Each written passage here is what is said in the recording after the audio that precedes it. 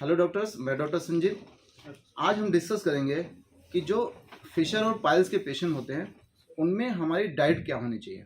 क्योंकि अगर आप सोचेंगे कि हम केवल दवा से पाइल्स और फिशर को ठीक कर दें तो ऐसा संभव नहीं है। क्योंकि हमने देखा है कि जब तक हमने पेशेंट का डाइट नहीं बदला है, यानी उसका खान पान में बदलाव नहीं किया है, कोई भी पेशेंट ठीक नहीं हुआ है। लोग क्या करते हैं, अपने मन से केवल दवा खाते रहते हैं, सोचते हैं कि अगर दवा खाएंगे तो मेरा ये बीमारी ठीक हो जाएगी। डियर फ्रेंड्स, बीमारी का कारण क्या है, सबसे पहले हमें समझना पड़ेगा बीमारी का कारण है। बीमारी का कारण समझने के लिए हम थोड़ा सा इस स्ट्रक्चर से समझते हैं।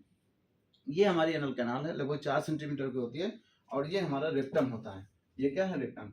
हम जो भी खाना खाते हैं, पाचन के पश्चात जो भी न्यूट्रिशनल मटेरियल होता है वो छोटी आंत एब्जॉर्व कर लेती है।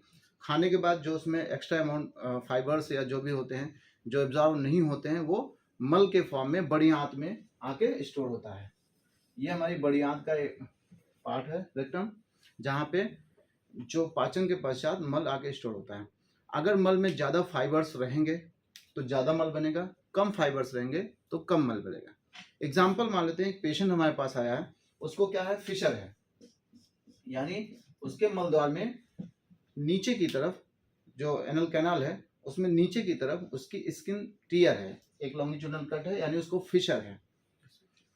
अब अगर हम ऐसा खाना खाएंगे जिसमें ज़्यादा फाइबर होगा तो जाहिर सी बात है ज़्यादा मल बनेगा, और जब ज़्यादा मल बनेगा तो जब एनल कैनाल के थ्रू एनल से जब मल बाहर आएगा तो मल द्वार को ज़्यादा खोलना पड़ेगा।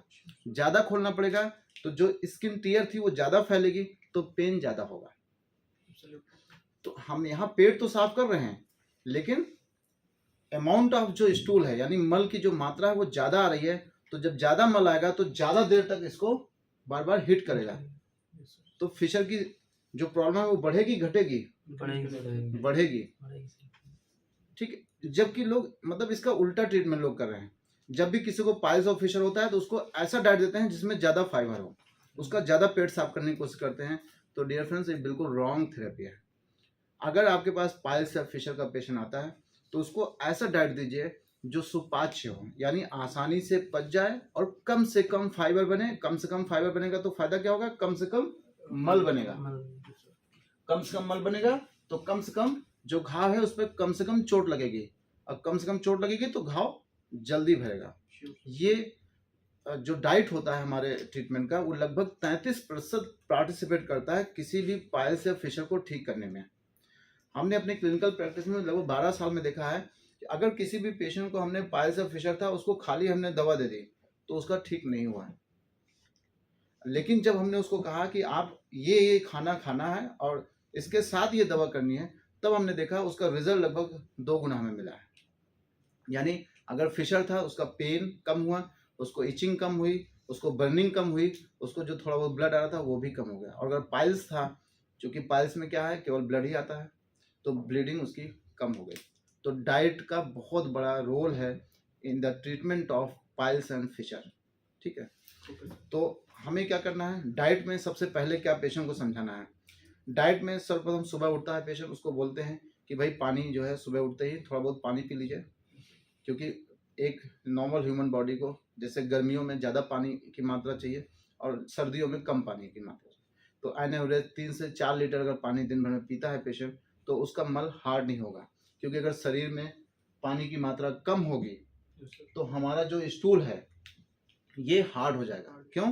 क्योंकि बड़ी आंत में जो मल स्टोर होता है, शरीर क्या करता है? बड़ी आंत से मैक्सिमम वाटर को एब्जॉर्ब कर लेता है। Maximum amount of absorption of water कहाँ होता है? बड़ी आंत में।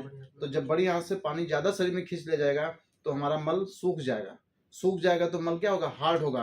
और अगर मल हार्ड आएगा तो एनल कैनाल में जो भी बीमारी होगी उसको बढ़ा देगा तुरंत, यानी पाइल्स और फिशर की समस्या बढ़ जाएगी। तो सबसे पहले पानी की मात्रा लगभग 3 से 4 लीटर हमें दिन भर में पीना है, according to season and according to region. अब जैसे मान लीजिए आप ऐसे एरिया में है जहाँ हिली एरिया, जहाँ बर्फीला एरिया, वहाँ पे पानी कम पीना है। लेकिन जैसे मान लो राजस्थान साइड में है तो वहाँ गर्मी ज़्यादा पड़ती है तो वहाँ पानी ज़्यादा पीना है। तो आपको ये भी देखना है कि आप गर्मी के मौसम में हैं या सर्दी के मौसम में है, ऐसे स्थान पे जहाँ गर्म स्थान पे हैं या ठंडे स्थान पे, तो पानी की मात्रा अपने हिसाब से सेट कर सकते हैं पहला। और ज़्यादा पानी भी नहीं पीना है कि हमने पता चला 8-10 लीटर पानी पीते चले गए। ज़्यादा पानी भी नहीं पीना है, इतना पानी पीना है कि आपकी बॉडी से डिहाइड्रेशन भी ना हो और आज बहुत ज़्यादा हाइड्रेशन भी ना हो। ठीक है, पहला। दूसरा है खाने का तरीका, जो हम पेशेंट को समझाते हैं। सबसे पहले उनको बोलते हैं कि आप फलों का सेवन ज़्यादा करें। पहला, फलों का सेवन ज़्यादा करें। फलों में वो भी पानी वाले फल, यानी जिसमें वाटर कंटेंट ज़्यादा हो। अगर हम पानी वाले फल ज़्यादा खाएंगे तो क्या फ़ायदा होगा? वाटर कंटेंट ज़्यादा रहेगा। पानी वाले फलों में फाइबर की मात्रा कम होती है। पहला, आसानी से पच जाता है। ठीक है, तो हमने इसके पहले क्या देखा? फाइबर कम होने चाहिए हमारे खाने में और पानी ज़्यादा होना चाहिए। तो हमने ऐसा फल खाया जिसमें पानी ज़्यादा था और फाइबर कम थे। तो पानी वाले फल। फलों में 2 फल आपको नहीं खाने। कौन कौन से? आपको अमरूद और पपीता नहीं खाना है। अमरूद और पपीता नहीं खाना है। क्यों? हमने देखा है कि जो लोग, जैसे मान लीजिए मुझे फिशर या पाइल्स है, अगर मैं आज अमरूद खा लेता हूँ तो अगले दिन मुझे पाइल्स की समस्या बढ़ जाती है या फिशर की समस्या बढ़ जाती है। ऐसा क्यों है? क्योंकि अभी मैंने समझाया। हाँ बताइए। क्योंकि सर वो स्टूल को हार्ड कर देता है, पानी को एब्जॉर्ब अधिक करता है, फाइबर्स अधिक होते हैं। हार्ड, अमरूद में फाइबर अधिक होते हैं, ये जो है मल के क्वांटिटी को बढ़ा देता है। बिल्कुल सही है। सीड्स जो अमरूद के सर सीड्स और डाइजेस्ट नहीं हो पाएंगे सीड उसके साथ। थोड़ा सा क्लियर कर देता है वहाँ पे इनल का। आप डॉक्टर हिमांशु? जी सर, तो जो स्टूल का क्वांटिटी है अमरूद बढ़ा देता है क्योंकि रिच अमाउंट में फाइबर होने के कारण, और अमरूद में दाने होते हैं जिसके कारण वहाँ की सरफेस पे टकराव होता है, जिसके कारण फिशर और पाइल्स होने का खतरा ज़्यादा बढ़ जाता है। फाइबर्स बहुत ज़्यादा होते हैं, इसके जो सीड्स होते हैं और डाइजेस्ट नहीं हो पाते सर। अमरूद में जो होता है फाइबर बहुत ज़्यादा होता है। और अभी हम लोगों ने क्या बात की कि हमारे मल में जितना कम फाइबर होगा, हमारे जो यहाँ पे फिशर या पाइल्स थी उस पर कम चोट लगेगी, तो हमारा ये बीमारी कम होगी। और अमरूद खाने से क्या फाइबर ज़्यादा मिल रहे थे। तो दूसरा सीड्स, अमरूद के सीड्स जैसा खाएंगे वैसे ही स्टूल में आपको दिखेगा। बीज जो होते हैं, अब जाहिर सी बात है, मान लेते हैं आपका ये स्टूल है, ये आपका स्टूल था और यहाँ पे बीज किनारे लगे हुए हैं, तो ये क्या करेंगे? यहाँ पे म्यूकोसा मेम्ब्रेन पे फ्रिक्शन क्रिएट करेंगे, यहाँ रगड़ खाएगा और जो टीयर था वो और ब्रॉड हो जाएगा और परेशानी बढ़ जाएगी। ठीक है। और पाइल्स में क्या होता है? मान लेते हैं पाइल्स में जो वेन जो डायलेट थी उस पर और प्रेशर पड़ेगा और वो डायलेट होगी। अगर 3 ग्रेड का पाइल्स है तो 4 ग्रेड के इंटरनल हेमोरेज में चेंज हो जाएगा। ठीक ना। तो अमरूद नहीं खाना है, पपीता भी नहीं खाना है। पपीता क्या होता है? बल्कि होता है, ज़्यादा मल बनाता है। अगर आप आज पपीता खाते हैं तो कल देखिए मल की मात्रा ज़्यादा हो जाएगी।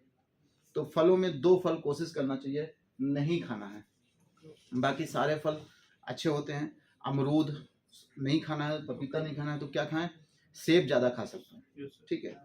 और आपका जैसे नारियल पानी ज़्यादा है पी सकते हैं, और जैसे संतरा है, अंगूर है, इन सब का सेवन ज़्यादा कर सकते हैं। खजूर, इसमें फाइबर तो होता है लेकिन इतना ज़्यादा नहीं होता जो आपको नुकसान पहुंचाए। ठीक है। तो फल खाना है। दूसरा है सलाद। सलाद का सेवन अधिक से अधिक करना है। तो वही सलाद खाने ज़्यादा हैं जिसमें वाटर की कंटेंट ज़्यादा है, जैसे खीरा ककड़ी है, टमाटर है। फलों में 2 फल और बहुत अच्छे होते हैं, जैसे तरबूज और खरबूजा, बहुत पानी होता है, वो आप खा सकते हैं। और सलाद के साथ साथ आप जूस ज़्यादा पीजिए।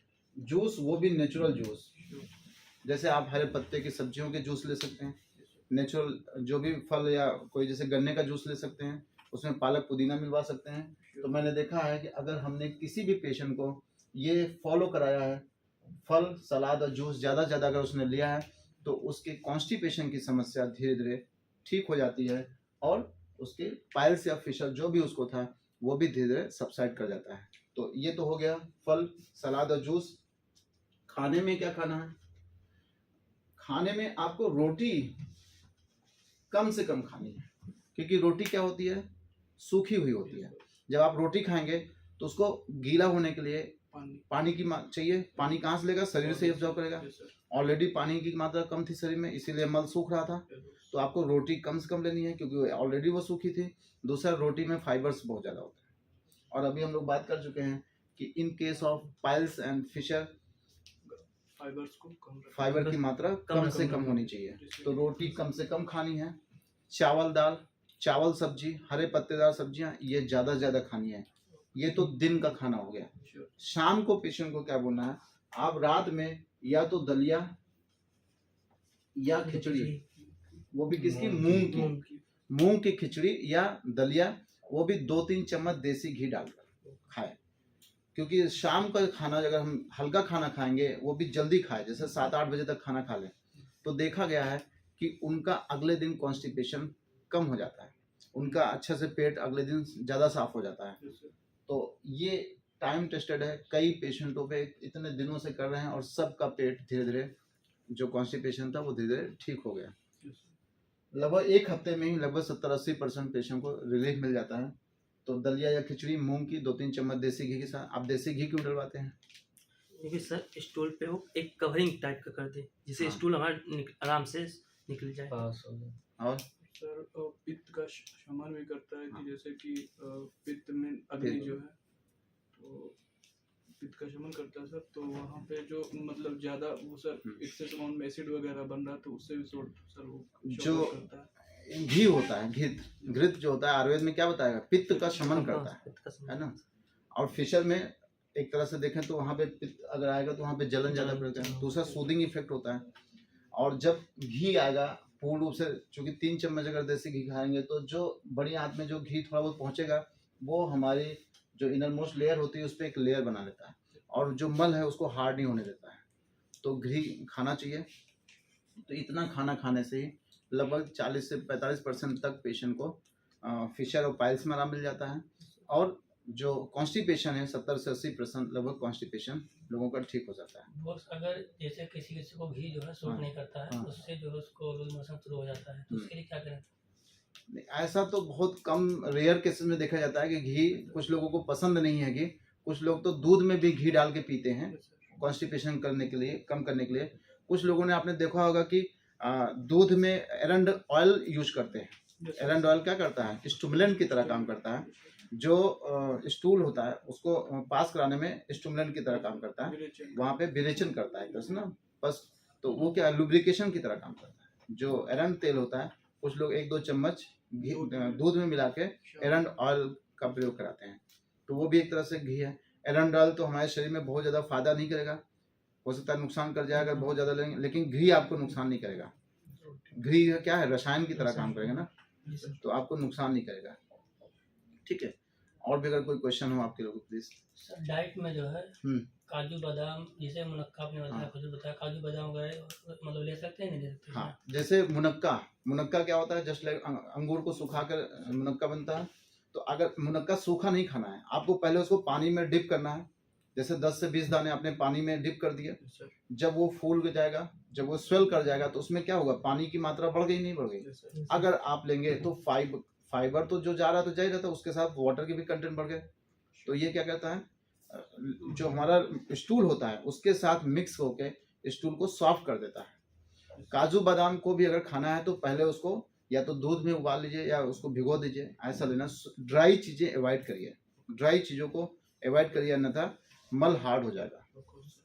सर एक क्वेश्चन और है। हाँ सर मान लीजिए हम लोग ये तो बता दिए आप हैं, हाँ। लेकिन सर क्या मीट खा भी सकते हैं या फिर चिकन अच्छा। मछली जो कुछ लोग खाते हैं उनको लिए खाना उचित है या नहीं? देखिए ये बहुत ही इम्पोर्टेंट क्वेश्चन है। ये शायद मुझसे भी मिस हो रहा था कि डाइट में मीट खाना ही नहीं, यानी मांस का सेवन करना है। मांस तो बिल्कुल नहीं खाना है, 0%। मांस क्या, आप प्रोटीन भी नहीं खाएंगे, पनीर का भी सेवन कम करेंगे। अगर मैंने देखा है कि जिस भी पेशेंट ने मीट का सेवन आज किया है, जैसे उनको कॉन्स्टिपेशन मतलब एग्जांपल, जैसे मान लो उनको फिशर था या उनको पाइल्स था, अगर आज अगर मुझे एग्जांपल में मुझे पाइल्स या फिशर है, अगर आज मैं मीट खा लूँगा, मांस खा लूँगा, तो अगले दिन मुझे फिशर में पेन बढ़ जाएगा या बर्निंग बढ़ जाएगी, और अगर पाइल्स होगा तो ब्लीडिंग बढ़ जाएगी। ये 99% लोगों को होता है, मीट खाया नहीं, अगले दिन उसको दिक्कत हुई नहीं। ठीक ना। तो मीट मांस का सेवन बिल्कुल मत करना। क्यों? क्योंकि जो प्रोटीन होता है बेटा, प्रोटीन जो होता है, हमारा शरीर भी प्रोटीन का ही, जो स्ट्रक्चर अगर आप देखें तो स्ट्रक्चर हमारा कैसे बना है, प्रोटीन का बना हुआ है। बड़ी आंत का भी जो है वो चाहे कोई भी लेयर देखो, चाहे मसल्स फाइबर सब प्रोटीन के बने हैं। तो जब हम मीट खाते हैं, मांस, तो आपने देखा होगा अगर आपने 1 किलो मीट खाया है, उस दिन जो मल की मात्रा है उस दिन बहुत कम आती है, Yes, sir. क्योंकि प्रोटीन होता है, बॉडी ज़्यादा से ज़्यादा उसको पचाने की कोशिश करती है। लेकिन कितना भी हो थोड़ा बहुत तो मल बनता ही बनता है। जो बड़ी आंत में प्रोटीन पहुंच जाता है, बॉडी उसको भी सोचती है कि इसको अभी रोक के रखें, Sure. क्योंकि सेम नेचर है ना। तो प्रोटीन को निकलने, यानी मांस जो बचा हुआ मांस था आफ्टर डाइजेशन, उसको निकलने से वो रोकती है। इसीलिए जो होता है ज़्यादा फ्रिक्शन क्रिएट करती है, ज़्यादा प्रेशर क्रिएट करती है, इसीलिए उनको फिशर या पाइल्स की समस्या बढ़ जाती है। Yes. सर बाकी- कुछ लोग होते हैं जो हाँ। सब्जी बनाते हैं या फिर उसमें मसाले अधिक प्रयोग करते हैं, क्या मसालों का प्रयोग अधिक करना चाहिए या फिर कम करना चाहिए सर? नहीं, मसाले कम से कम, जो वो भी ऐसे जो बहुत गर्म मसाले होते हैं, Yes. बहुत गर्म, क्योंकि पित्त का मतलब उसमें पित्त अम्ल बढ़ाता और पित्त को बढ़ा देंगे, उससे आपकी समस्या बढ़ जाएगी। जैसे लाल मिर्च तो बिल्कुल ही नहीं खानी, क्योंकि जैसा लाल मिर्च खाते हैं वैसे स्टोन में निकल जाता है और बहुत बर्निंग करते हैं। नमक का भी सेवन कम करना चाहिए, क्योंकि नमक खाने से बीपी बढ़ सकता है। अच्छा, बीपी बढ़ेगा तो क्या करेगा, वेन्स पे दबाव रहेगा। प्रेशर पड़ेगा, जिसकी वजह से आपको पाइल्स की समस्या बढ़ सकती है। तो ये सब चीज़ें नहीं खानी है। बाकी थैंक यू आप लोगों को। Thank you sir.